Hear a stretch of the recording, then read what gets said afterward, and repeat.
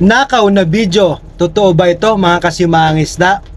Gusto ko lang po sagutin na mga kasimangisda yung nag-comment sa atin na yun daw pong video natin ang ng mga lumilipad na chopper ay nakaw daw po at ito daw po ay galing sa foreign. Kasi daw po hindi nakikita yung aking pagmumukha sa video. Kaya sinabi niya na ito ay ninakaw ko. So ngayon, lumipad nga po kami ngayon kahit hindi kagandahan ng panahon dahil to check po yung mga ibon sa aming kapaligiran dahil nasa 2 to 5 miles po mga may ulan-ulan na dyan. So makita nyo po dyan, oh, ayan, kita nyo yung mga tinuturo na yan, i-check po natin yan, yung mga ibon po yan mga kasimangisda, mga ibon yan, i-check natin kung may kasamang isda yung mga ibon na yan. So yun, tinuro po yung position natin. So ngayon, ayan, yung mga ibon na yan, chinecheck po natin yan, nasa 2 to 5 miles lang naman po kaya kami nakalipad. Safe naman po mga kasimangisda. Maulap nga lang po at saka medyo malakas ang hangin, yan, pangit ang visibility. So yan po ang trabaho ng isang tuna pilot mga kasimangisda. Isang malaking tulong po ito para sa ating mga fishing masters na kung sakwan na tutumbukin na lang nila yung grupo ng isda o yung kawan na tinatawag. Ayan nga po, may pinopokus dyan. Ayan, malapit na lang din po sa kanya yung isda pero mahirap din po makita pagka ganyang kapangit ang visibility.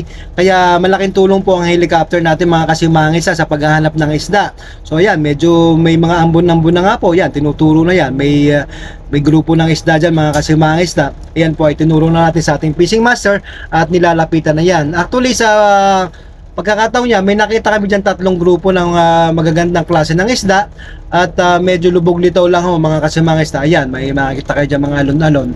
So ganyan po paghahanap ng isda mga kasimangisda. Inuulit ko lang po sa bago sa ating sa Facebook page at saka ating sa YouTube channel, ganyan po ang paghahanap ng isda pag kayo ay nasa helicopter, nasa taas, ganyan po makikita ninyo. So napaka-exciting naman po pagka kayo ay lumilipad, nakikita nyo sa taas. Pag sa baba po medyo mahirap-hirap pagka hindi kagandahan ng visibility at saka ang panahon. So kahit naman po ganyang hindi kagandahan ng panahon, pliable pa naman po siya dahil okay pa naman ang visibility sa taas. Sa baba nga lang po medyo may ambon-ambon, mahirap magteleskopyo kaya nag-decide po ang ating fishing master na paliparin ako for how many minutes at pag na-pinpoint ko na po yung position ng isda ay saka po ako bababa. So ayan nga po, talagang sikap-sikap tayo kahit medyo malakas ang hangin dyan. Safe naman tayo mga kasimangisda. Salamat po sa inyong mga prayers saka sa inyong mga well-wishers sa ating pangingisda. Nakakataba po ng puso dahil nasa 132,000 followers na tayo. 132,000 followers, napakarami na po noon. Pero sana po tuloy-tuloy pa rin po para mas maganda. Pinapanood nyo po ang aking video ng buong buo at saka kasama po yung mga ads natin nang sa ganun ay magbiyaya tayo kay Meta. Maraming salamat po. Ayan po, medyo lumalapit ng ating vessel si Marimar. Ayan nga po, medyo namuti na. So magandang pangitain yan dahil lumulutang ng isda. Ibig sabihin may kinakain sila, nasa ibabaw sila, madali na silang mahuhuli dahil nasa surface na sila ng dagat. Ayan, namumuti ho. Bali 3 grupo nga po nakita ko dyan doon sa mga ibon na tinuturo kanina. So napakatuwa naman po dahil positive kagad. In just 10 to 15 minutes, positive kagad na meron na tayong nakitang isda. So isang magandang pangitain po yan sa pangingisda dito sa Pacific Ocean. Inuulit ko po, sa Pacific Ocean po tayo nangingisda. Wala po tayo sa Pilipinas, paulit-ulit po ako dyan. Malayo po tayo sa Pilipinas at hindi po tayo nangingisda dyan sa Pilipinas. Wala pong ganitong fishing boat dyan. Ito po ay commercial fishing mga kasimangisda. Ayan!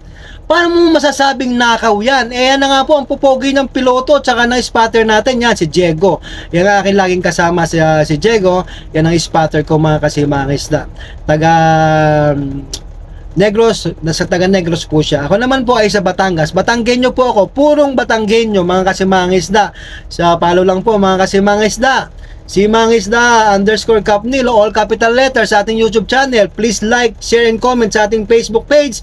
At sa atin naman pong YouTube channel, paki-subscribe lang po and click the notification bell para lagi kayong updated sa aking mga bagong videos. Ayan po, paano po nasabing nakaw yan? Aktual na aktual po tayo naghahanap ng isda dyan mga kasimangisda. Ayan, kitang-kita nyo ng pagmumukha ko. Magsasawa kayo sa pagmumukha ko. Ayan ngayon, mamay Nilo, si Totoy Bibo lang po, butas ang kanyang Kanya nga. Butas po yung aking gloves dahil ang aking ginagamit na GPS ay touchscreen po. Kailangan na yung daliri natin ay butas yung part na ganon para ma-activate natin yung ating GPS, mga kasimangista. Ayan, medyo hindi nga kagandahan ng panahon, mababa ang clouds, pero pliable naman po, safe naman po yan, mga kasimangista. Inihintay lang po natin ang pagdating ng ating motherboard. Ayan, sumasalubong na kami dyan at lumalapit niya sa doon sa grupo ng isda at makikita ninyo mamaya aarya yan, mga kasimangista. Ang tingnan nyo, ang baba na ng ulap, tinuturo ni Diego. Ganyan po, mga kasimangista, ang style dito ng liparan. Hindi kagandahan ng panahon pero pwede pa rin nung lumipad at talagang sikap-sikap lang ho, mga kasimangista, para tayo ay kumita. Ayan, medyo pinopokus, may pumuputi na nga po dyan, no? So sabi ko nga sa inyo, 3 grupo yan. So iaaryahan natin dyan mamaya ang isang grupo. Lumalapit na dyan si Marimar. Ayan, magandang grupo na yan, siguro mga nasa 60 tons po siguro, estimate ko lang 60 tons to 90 tons po ang ganyang hitsura ng isda. Malalaman po na natin pag nahuli natin yan, pero yan po ay aaryahan na. Yan, malapit na si Marimar, nilalapitan na. Marimar po ang ating barko. So sa bago lang po, pinakikilala ko ang ating helicopter na si Falcon at ang ating barko na fishing boat na si Marimar. Yan, nilalapitan na po niya at aaryahan niya yan. Ako naman po ay nakamonitor lamang sa taas at nang sa ganon ay masabi ko din sa aking fishing master kung saan ang movement ng isda, kung ito ba ay may kinakaing dilis o matagal ba ito lumulutang o may volume ba ito, mga kasimangisda.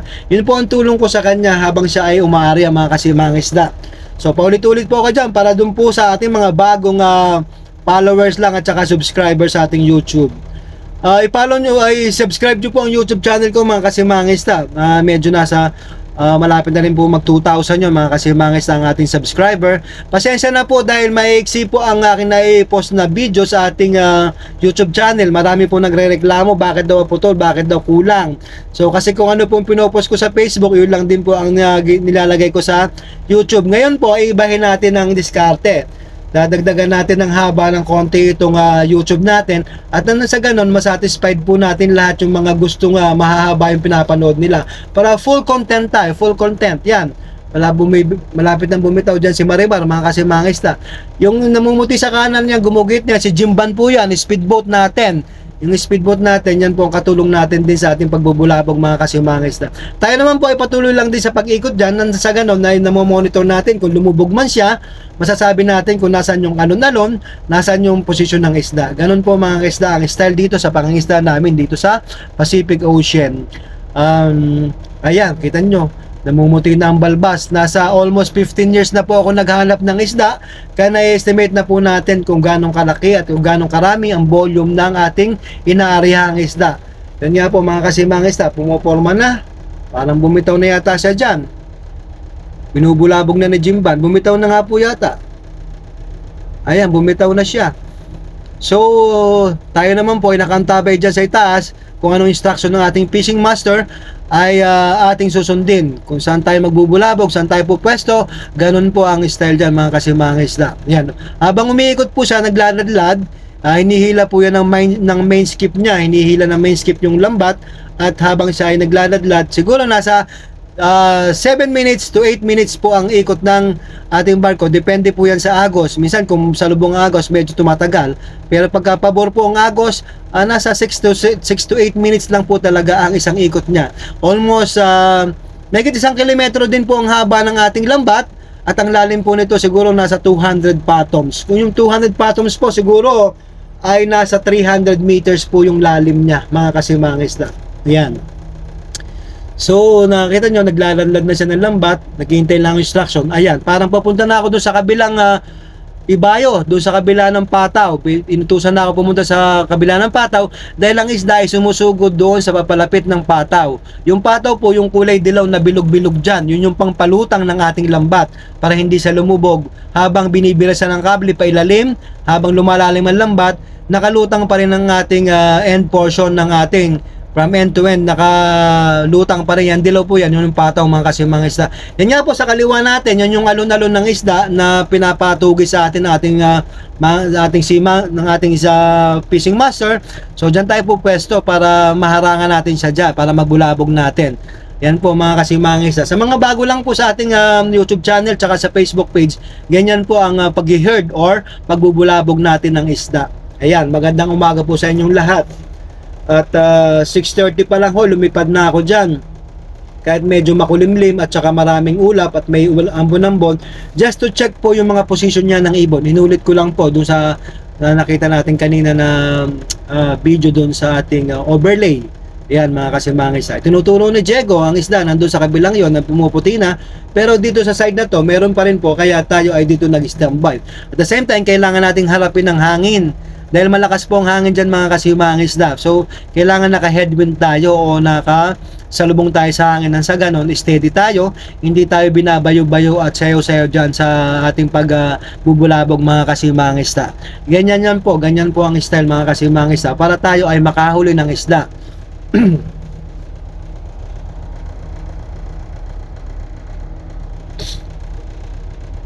Ayan mga kasimangis, nakakatuwa naman, mag-hover tayo dyan, nag-standby tayo dyan para manatili ang isda ay nasa loob lamang.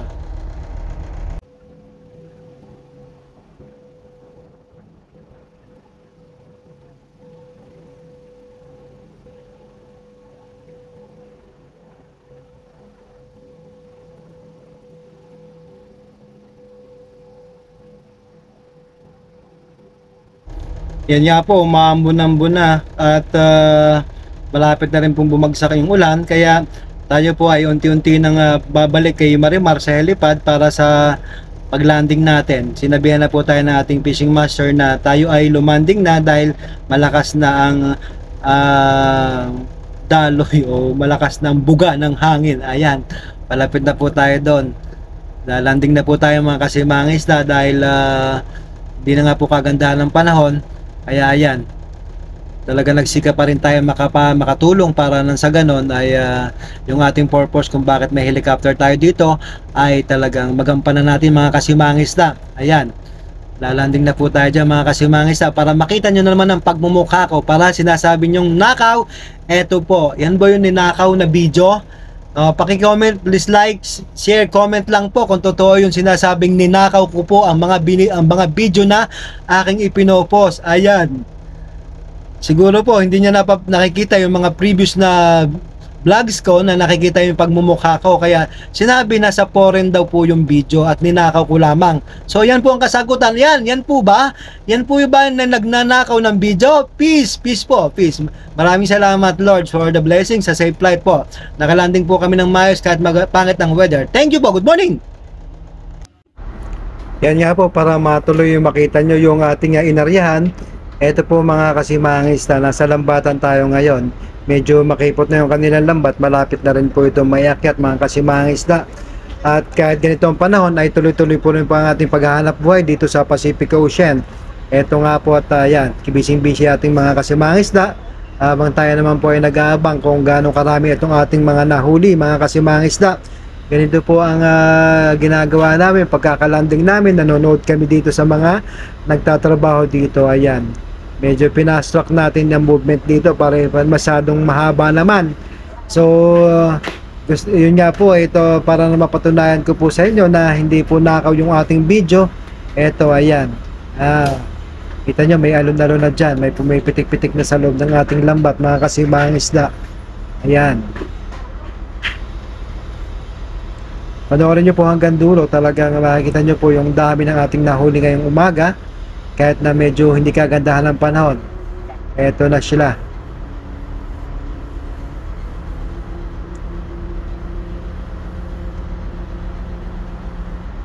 Yan, pinalis na nga po yung mga tao dyan sa lambat para safe sila at di sila mabagsakan ng mga isda, mga nagtitinga dyan, mga tuna, mga mga isda. Napakadelikado kasi pagka nabagsakan tayo dyan ng tuna dahil mabigat yan na talaga namang buhay ang kapalit dyan mga mga isda. Sa lalaki ng tuna natin mga nahuhuli, pamabagsakan ka isang piraso, naku po, ayan, magsasalok na tayo mga kasimangis para mapatunayan natin na tayo ay hindi nagnanakaw ng ating video. makikita nyo ang pagmumukha ng inyong si mga isda by Kapnilo po mga mga isda. Pumupula na po yung dagat dahil yung tubig ng dagat dahil nasisiksik na po yung isda doon sa loob ng ating lambat, sa ating bag portion, kaya po namumula. So yun po yung epekto pag sila ay nasisiksik, lumalabas yung kanilang dugo mga kasimangis na, kaya kitang-kita nyo naman. Ayan na, nagpakita na mukha. Tingnan nyo naman, sino nagnanakaw ng video? Ito bang pagmumukha na ito mga kasimangis na?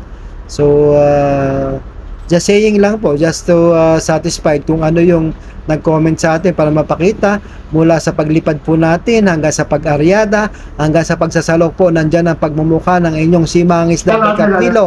Ayan, sinasalok na nga po na sa ating likuran. Ayan, no?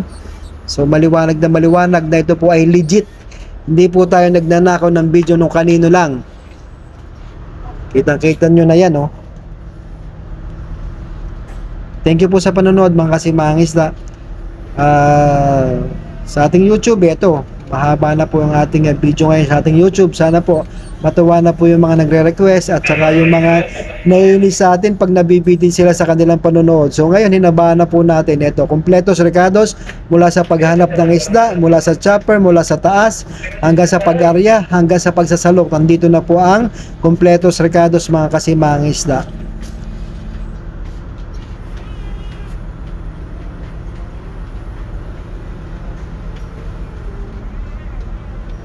Ayan.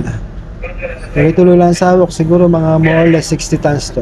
More or less 60 tons po ang mga ating nahuli ngayong umaga. Magandang umaga. Thank you Lord for the blessings. Keep on watching mga kasimang isda. So bago lang po sa ating Facebook page at saka sa YouTube channel, nasa Pacific Ocean po tayo. Tayo po ay commercial fishing. Ang ating pong barko ay tinatawag na purse seiner. Purse seiner po tayo. Ayan, meron po kasing ang barko, carrier, meron tanker, merong reaper. Ngayon ay tayo ay patuloy sa pagsasalo.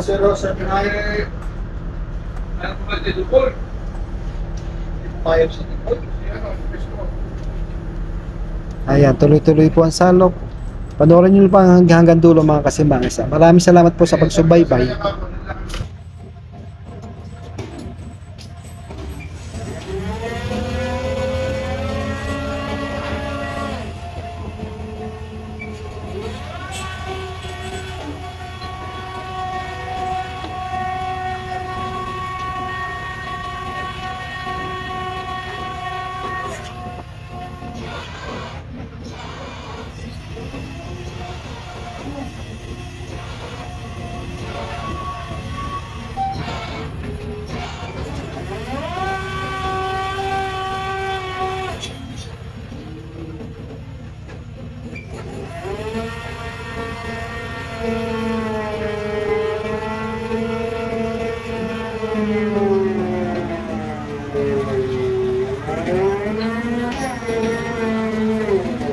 Follow lang po si Mga Isda by Kapnilo, ganon din po sa aking YouTube channel. Si Mga Isda _Kapnilo, all capital letters. Please click the notification bell para lagi kayong updated sa aking mga bagong videos. Maraming salamat po. Ito po yung sinatawag nila na nakaw na video. Totoo po ba? Kayo na po makakapagsabi mga kasimang isda kung ang ating video ay ninakaw natin mga kasimang isda. Ito po yung kasagutan doon sa ating nag-comment sa ating video na nakaw lang daw po yung ating video dahil hindi nagpapakita ang inyong Ayan na ang simang isda, oh. Nakaw ba yan? Ayan mga kasimang isda.